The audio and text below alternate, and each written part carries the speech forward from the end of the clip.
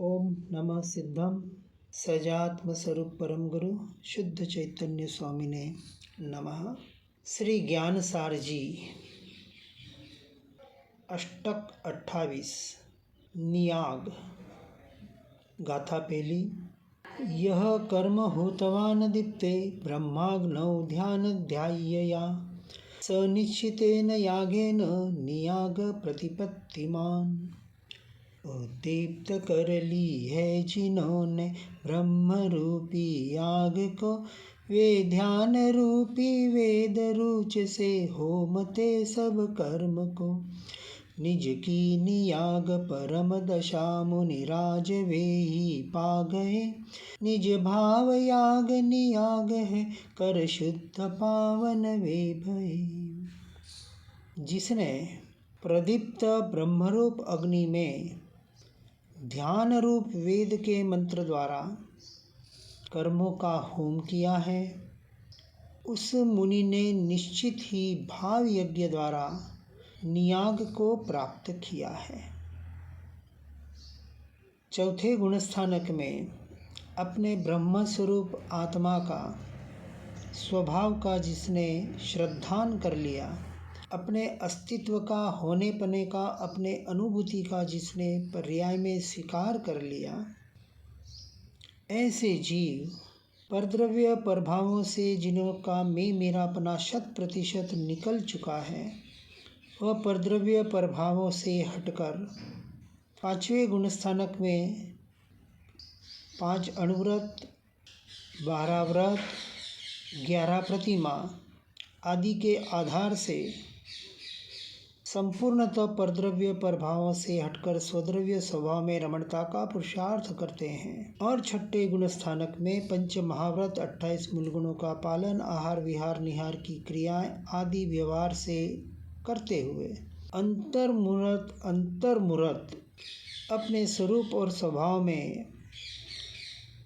ध्यान रूप वेद के मंत्र में लीन होने का पुरुषार्थ करने रूप अग्नि के द्वारा कर्मों का होम करने में लगे हुए हैं। अर्थात जिन्हें कर्मों का संवर और निर्जरा करके पर्याय में केवल ज्ञान और मोक्ष को प्राप्त करना है।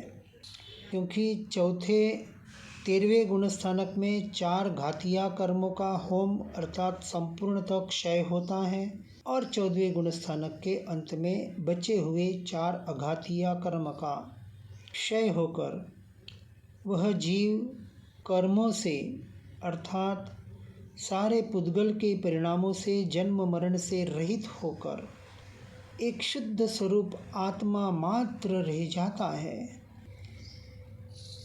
जिसे हम सिद्ध परमात्मा कहते हैं। ऐसे सिद्ध परमात्मा का जिस बनने का पर्याय में जिसका लक्ष्य है,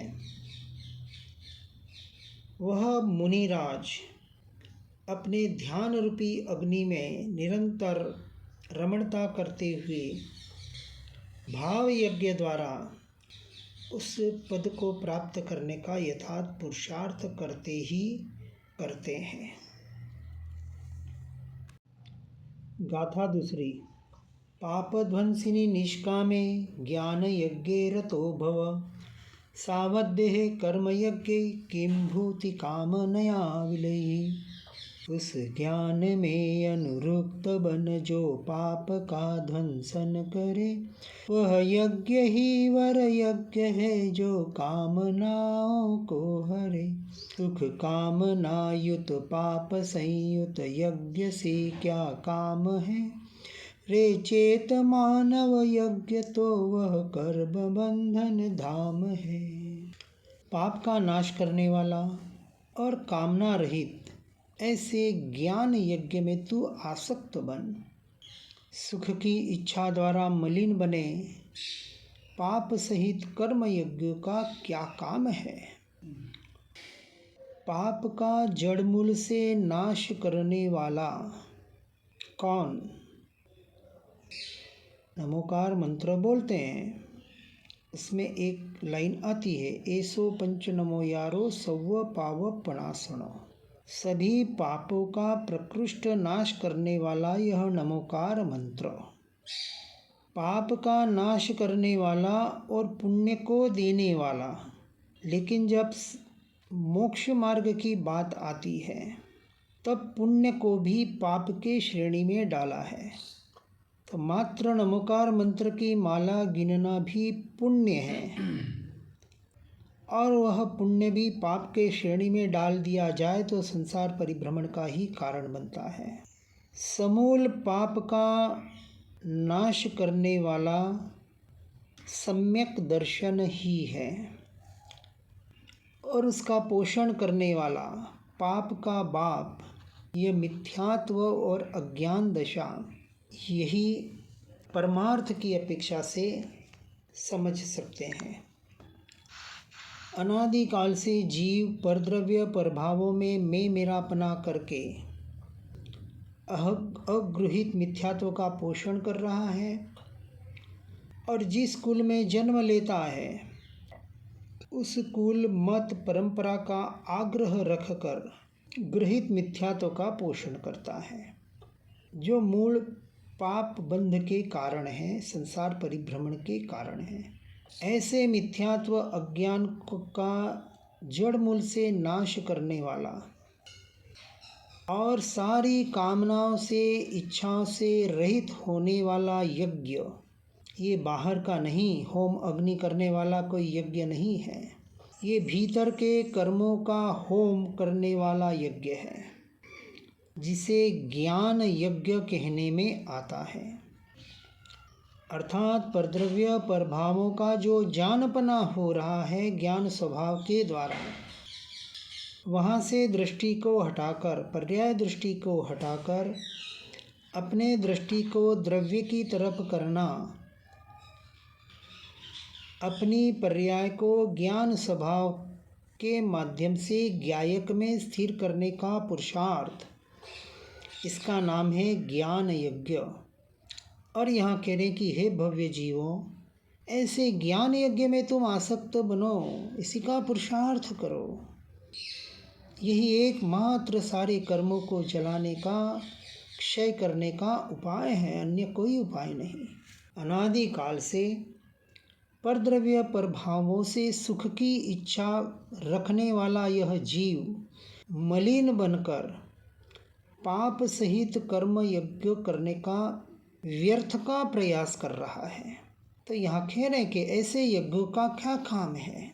बाहर की गधा मजूरी अर्थात संसार से सुख प्राप्त करने की इच्छा, उसके लिए जी जान लगाकर दौड़ रहा है रात दिन। और धर्म क्षेत्र में आता है तो कुछ मेहनत के नाम पर कुछ क्रियाएं मन वचन काया की कर लेता है, और उससे सुख की प्राप्ति चाहता है, मोक्ष भी चाहता है तो पुद्गल के द्वारा चाहता है, पुद्गल की क्रियाओं से चाहता है। यह भी सारे परिणामों को मलिन करने वाली है, मात्र पुण्य बांधकर संसार में ही भटकाने वाली है। सुख की जिसे वास्तविक इच्छा है, जिसे परमानेंट सुख चाहिए, उसे जो वस्तु जहाँ है वहाँ खोजनी पड़ेगी। और हर जीव सुख चाहता है क्योंकि वो स्वयं सुख स्वरूप है, बस उसे पता नहीं है कि वास्तविक सुख कहाँ है। और यदि पता, यथार्थ पता यानी श्रद्धान हो जाए तो वो और जगह सुख ढूंढने का प्रयास नहीं करेगा। संसार में तो नहीं, लेकिन मंदिर मस्जिदों में या तीर्थ क्षेत्रों में भी ढूंढने का प्रयास नहीं करेगा। मैं स्वयं सुख स्वरूप आत्मा हूँ, ये जिसका श्रद्धान हुआ वो अपने स्वरूप और स्वभाव की ही साधना और आराधना करेगा। अन्य की इच्छा या कोई साधना में उसे रस नहीं आएगा। गाथा तीसरी। वेदोक्त्वान् मनः शुद्ध्या कर्मयज्ञोऽपि योगिनः ब्रह्मयज्ञ इतिच्छन्तः शेन यागं त्यजन्ति किं। कोई कहे ये यज्ञ वेदों से कथित करणीय है, मन शुद्धि द्वारा कर्म यज्ञ भी ब्रह्म से तुलनीय है। जो ज्ञान योगी है उसे कुछ यज्ञ दोष लगे नहीं, फिर शेन यज्ञ का त्याग क्यों वे अज्ञ नर करते सही। वेदोक्त होने से मन की शुद्धि द्वारा किया गया कर्म यज्ञ भी ज्ञान योगी के लिए ब्रह्म यज्ञ समान है, ऐसा मानने वाले शेन यज्ञ का फिर क्यों त्याग करते हैं। वेदोक्त वेदांत के द्वारा मन की शुद्धि द्वारा किया गया कर्म यज्ञ ज्ञान योगी के लिए ब्रह्म यज्ञ समान है, ऐसा मानने वाले शेन कोई परंपरा है, कोई मान्यता है। ऐसे शेन भी, शेन यानी क्रिया। हाँ क्रिया, शेन यानी क्रिया नहीं, कहाँ दिया है। मानने वाले शेन यज्ञ का फिर क्यों त्याग करते हैं। शेन यज्ञ का क्या अर्थ है मुझे भी नहीं पता। अर्थात यहाँ अपन अंदाज लगा सकते हैं, क्योंकि पूरा शब्द पता नहीं है, क्योंकि ऊपर की गाथा में भी यही दिया है, शेन यज्ञ का त्याग अज्ञ नर करते हैं। अर्थात बाहर का यज्ञ सीधी बात है, कर्म यज्ञ का त्याग करना है और ज्ञान यज्ञ को ग्रहण करना है। गाथा चौथी। ब्रह्मयज्ञः परम कर्म गृहस्थस्य अधिकारिणः पूजादिवितरागस्य ज्ञानमेव तु योगिनः। अधिकार प्राप्त गृहस्थ श्री जिन राज की पूजा करे, वो ब्रह्म यज्ञ क्रिया कहावे जो शुश्रावक आदरे।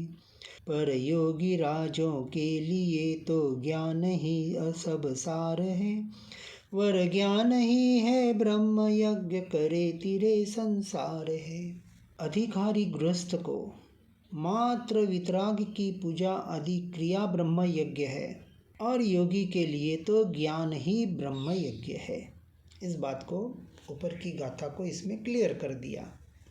जो अधिकारी गृहस्थ है अर्थात सम्यक दृष्टि गृहस्थ, व्यवहार से जैसे मंदिर वालों में उपधान तप करते हैं लोग, कि जिससे कहते हैं कि आप नमोकार मंत्र या नमोत्थनम आदि कोई सूत्रों का अधिकार उन्हें दिया जाता है।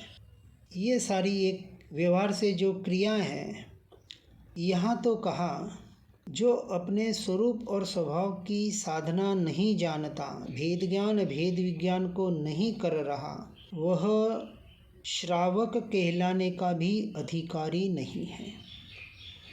चौथा गुणस्थानवर्ती अविरत सम्यक दृष्टि श्रावक पने को पर्याय में प्राप्त करता है, अपनी आत्मा के स्वरूप के स्वभाव के श्रद्धान के द्वारा और परद्रव्य पर भावों के अश्रद्धान द्वारा।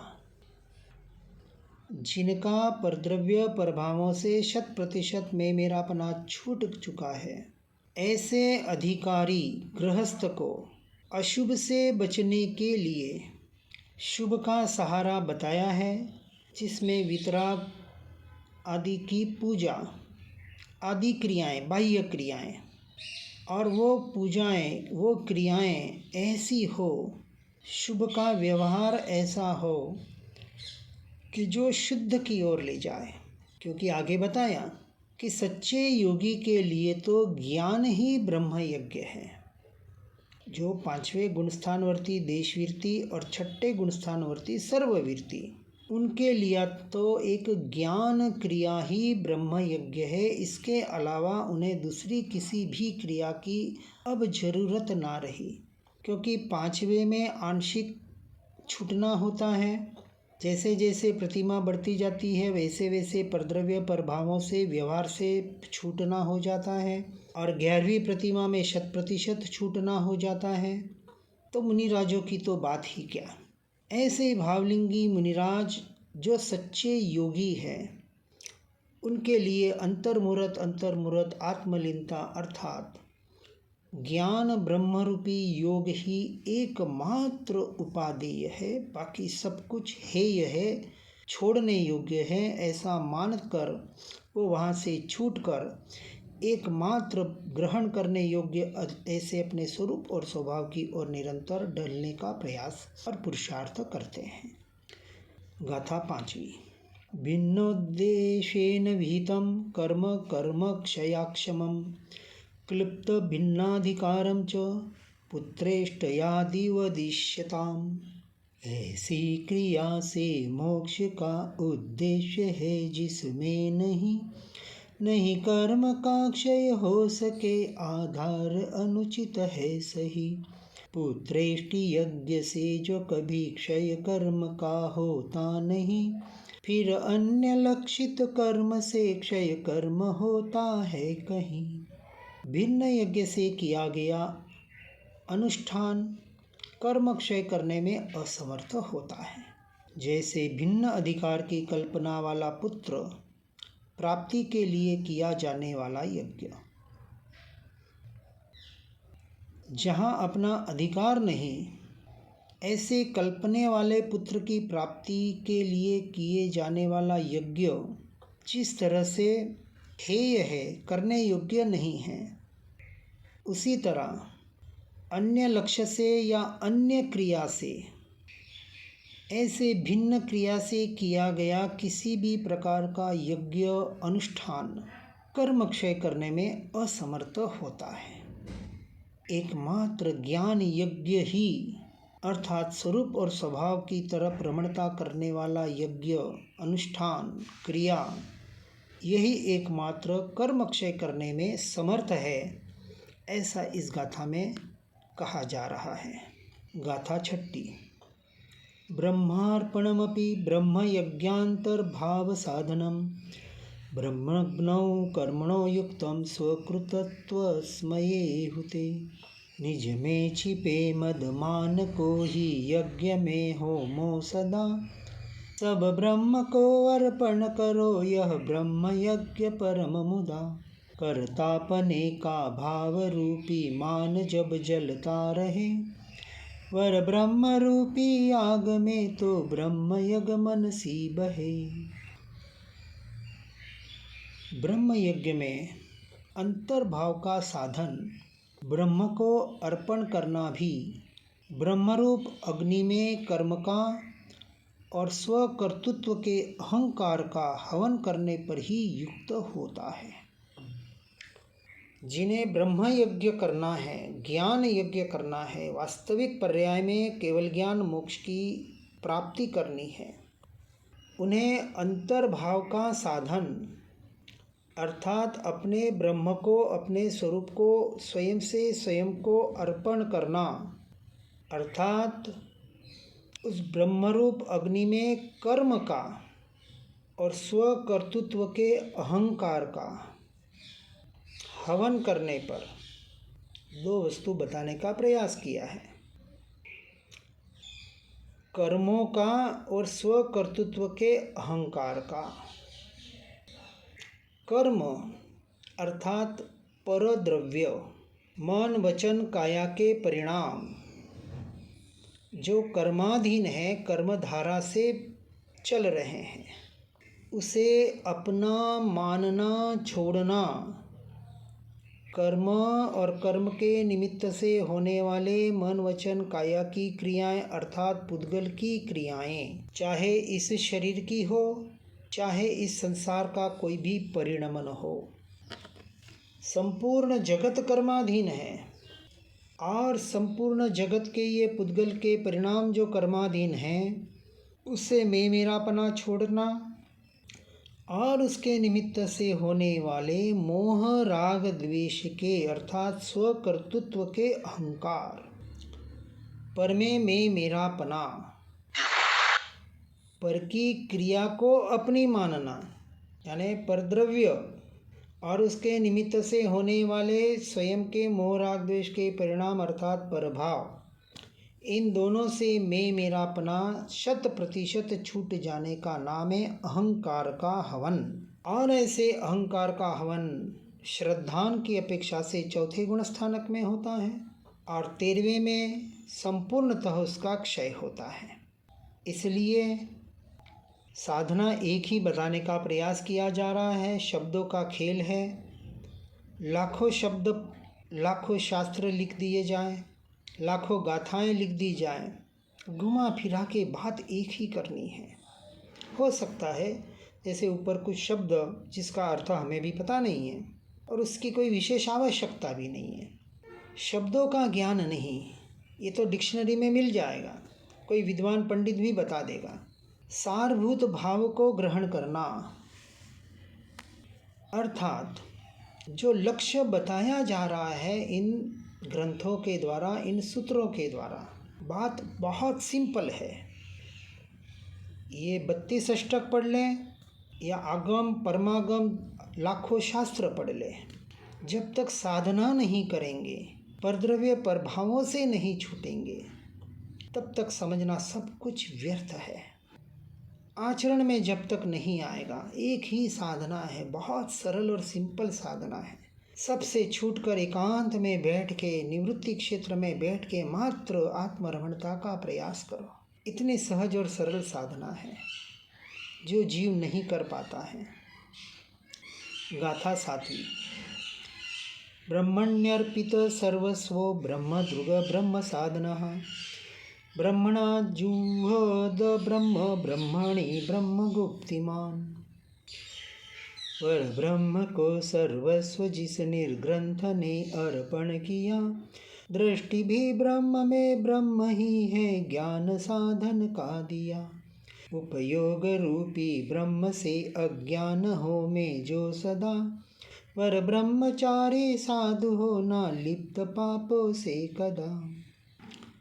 जिसने ब्रह्म में अर्थात अपने स्वरूप में, स्वभाव में, आत्मा में सर्वस्व अर्पण किया है, ब्रह्म में ही जिसकी दृष्टि है, द्रव्य दृष्टि, ब्रह्म रूप ज्ञान ही जिसका साधन है, ज्ञान से ज्ञान की स्थिरता का पुरुषार्थ, और ब्रह्म के द्वारा ब्रह्म में जो अब्रह्म का हवन करता है, जो वह ब्रह्म गुप्ति वाला है, ऐसा ब्रह्मचर्य व्यवहार और निश्चय वाला, चौथे में निश्चय वाला ब्रह्मचर्य होता है, और 5वें गुणस्थानक में 7वीं प्रतिमा में बाहर का ब्रह्मचर्य संपूर्णतः छूटता है, अर्थात उसका पालन होता है। क्योंकि जिस जीव को ब्रह्म में चर्या करना ही जिसका लक्ष्य जिसने बनाया, अब वो बाहर के परिणामों से, बाहर की क्रियाओं से, बाहर के काम विकारों से, विषय वासनाओं से छूटने का प्रयास और पुरुषार्थ करेगा ही करेगा। और वास्तविक 5 समिति और 3 गुप्ति के द्वारा सूक्ष्म से सूक्ष्म परद्रव्य प्रभावों से हटकर, सबसे गुप्त होकर, सबसे उपयोग को हटाकर अपने स्वरूप और स्वभाव की साधना में रत रहेगा। अंतिम गाथा 8वीं। ब्रह्माध्ययन निष्ठावान परब्रह्म समाहितः ब्राह्मणो लिप्यते नाद्यर्नियाग प्रतिपत्तिमान। जो ब्रह्म के अभ्यास में ही रत रहे निर्ग्रंथ वो, पर ब्रह्म में एकाग्रता से युत समाधिवंत जो।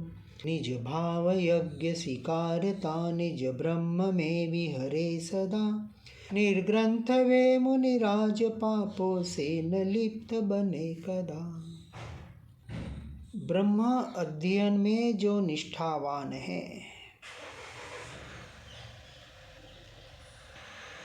अर्थात जो निरंतर अपने स्वरूप और स्वभाव की साधना में रत है, उसे ही यहाँ सच्चा निष्ठावान कहा। बाहर की निष्ठा, पर की निष्ठा संसार में भटकाने वाली है, और संयम की निष्ठा, स्वयं का श्रद्धान संसार से पार लगाने वाली है। इसलिए ऐसे परम ब्रह्म में जो समाहित होने का परम पुरुषार्थ कर रहा है, यथार्थ प्रयास कर रहा है, सत्य पुरुषार्थ कर रहा है, और जिसने नियाग को प्राप्त कर लिया है, ऐसा ब्राह्मण अर्थात निर्ग्रंथ मुनिराज, ब्रह्म आने अर्थात अपने ब्रह्म की आज्ञा में अपने स्वभाव में शुद्ध स्वरूप में निरंतर लीन होने रूप ध्यान और कायोत्सर्ग में लीन होने वाले भावलिंगी मुनिराज कभी पाप से लिप्त नहीं होता, क्योंकि चौथे में अनंतानुबंधी गया, पांचवें में अप्रत्याख्यानी गया, छठे में प्रत्याख्यानी कर्म भी गया। तीन कषाय चौकड़ी का अभाव जिनका हो गया, ऐसे अंतर्मुहूर्त अपने स्वरूप और स्वभाव में लीन होने वाले भावलिंगी मुनिराज जो निरंतर मोक्ष मार्ग की ओर अग्रसर हो रहे हैं, मोक्ष की ओर अग्रसर हो रहे हैं, उन्हें निर्ग्रंथ यानी ग्रंथियों से रहित कहा गया है। ब्राह्मण अर्थात अपाणम, ब्रह्म की आज्ञा कहो या आत्मा की आज्ञा कहो, ब्रह्मलीन कहो या आत्मलीन कहो। यहाँ जैसे वेदांत परंपरा में मृत्यु को भी ब्रह्मलीन कहते हैं, वो वाली ब्रह्मलीनता की यहाँ बात नहीं है। जो जीते जी यानी जागृति पूर्वक, होश पूर्वक अपने स्वरूप और स्वभाव में लीन हैं, रमणता कर रहे हैं, मग्न हैं, ऐसे जीवों को यहाँ ब्रह्मलीन कहने में आता है। इसलिए शब्दों को भी बराबर समझने का प्रयास कर रहा है। इस तरह से सबका सारभूत सार, ज्ञान का सार, समय सार, ऐसा जो अपना स्वरूप है, मेरा स्वरूप है, मेरा स्वभाव है, जो मैं हूँ, निरंतर उसी का लक्ष्य करके उसी में रमणता करने का प्रयास और पुरुषार्थ करें, जिसके लिए परद्रव्य प्रभावों से छूटना अति आवश्यक है। इसके बगैर कोई मार्ग नहीं है, क्योंकि ज्ञान का फल वीरति, वैराग्य बताया है। यदि जीवन में परद्रव्य प्रभावों से छूटने की चाह नहीं है, झंखना नहीं है, अभी अनासक्त भाव आया नहीं, उदासीनता आई नहीं संसार के प्रति, संसार के क्षणभंगुरता का स्वीकार नहीं हुआ, वो आत्मा की बड़ी बड़ी बातें कर भी ले, ज्ञान ज्ञान रटता रहे, फिर भी सच्चे मोक्ष मार्ग का अधिकारी नहीं है। हमें सच्चा अधिकारी बनकर इस मोक्ष मार्ग में आगे बढ़ना है। इसलिए यथार्थ वस्तु को यथार्थ रूप से समझकर अपने स्वरूप और साधना में आगे बढ़ने का प्रयास और पुरुषार्थ करें। इसी भावना के साथ ओम नमः सिद्धम। जिन वाणी के ज्ञान से हो सम्यक श्रद्धा, हो चारित्र महान और पाऊं पद निर्वाण। जा वाणी के ज्ञान से सूझे लोकालो, सो वाणी मस्तक नमो सदा देत हूँ धो।